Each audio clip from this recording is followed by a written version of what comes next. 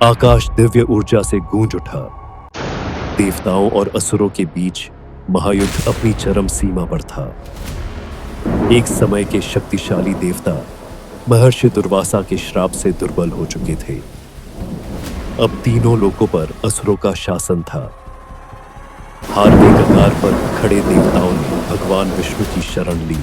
शेषनाग पर विराजमान भगवान विष्णु, जिनका नीलवर्णीय शरीर दिव्य आभा से प्रदीप्त था, गंभीरता से देवताओं की व्यथा सुन रहे थे।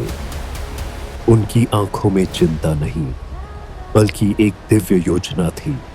अमृत समुद्र की गहराइयों में छिपा है, उन्होंने घोषणा की। इसे प्राप्त करने के लिए देवताओं और असुरों को मिलकर समुद्र मंथन करना होगा। मंदराचल पर्वत, जिसका शिखर स्वर्ग को छूता था, मंथन की धुरी बना। भगवान शिव के नागराज वासुकी को रस्सी बनाया गया। लेकिन जैसे ही देवताओं और असुरों ने मंदराचल को समुद्र में रखा, वह अपने भार से डूबने लगा।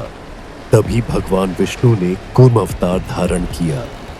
विशाल कछुए के रूप में उन्होंने समुद्र में प्रवेश किया और अपने मजबूत पीठ पर मंदराचल को धारण कर लिया। अब मंथन शुरू होने को था।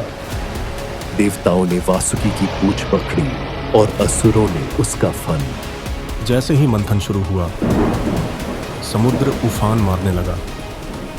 लहरें पर्वतों के समान उठने लगी।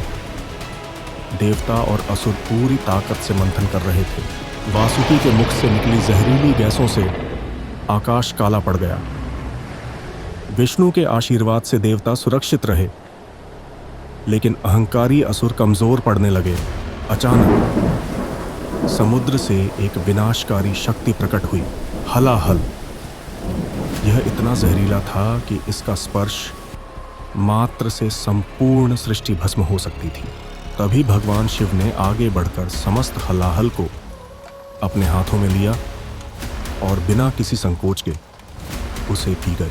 माता पार्वती ने तुरंत अपना हाथ उनके कंठ पर रख दिया, जिससे विष उनके शरीर में नहीं फैला। इसी कारण भगवान शिव का कंठ नीला हो गया और वे नीलकंठ कहलाए। अब मंथन पुनः प्रारंभ हुआ। धीरे धीरे समुद्र से अद्भुत दिव्य रत्न प्रकट हुए। कामधेनु, जो सभी इच्छाओं की पूर्ति करती है। उच्चैःश्रवा, स्वर्गीय घोड़ा। कौस्तुभमणि, दिव्य प्रकाश से जगमगाती हुई। कल्प वृक्ष, जो अनंत इच्छाओं को पूर्ण करता है। और फिर प्रकट हुई देवी लक्ष्मी, जिन्होंने भगवान विष्णु को अपना वर चुना। अंततः धन्वंतरी प्रकट हुए।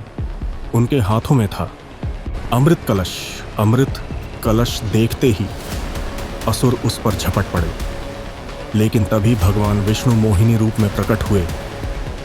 उनकी अद्भुत सुंदरता से मोहित होकर असुर अमृत सौंप बैठे। मोहिनी ने कुशलता से अमृत केवल देवताओं को ही वितरित किया, लेकिन एक असुर राहु छलपूर्वक देवताओं के मध्य बैठकर अमृत पीने लगा।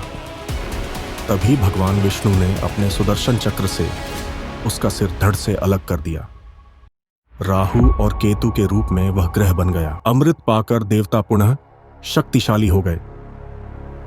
तीनों लोकों में संतुलन स्थापित हुआ। समुद्र मंथन केवल अमृत प्राप्ति का युद्ध नहीं था, यह अच्छाई और बुराई के शाश्वत संघर्ष की गाथा थी। और इस प्रकार यह कथा युगों युगों तक गूंजती रही। त्याग, छल और न्याय की एक दिव्य गाथा।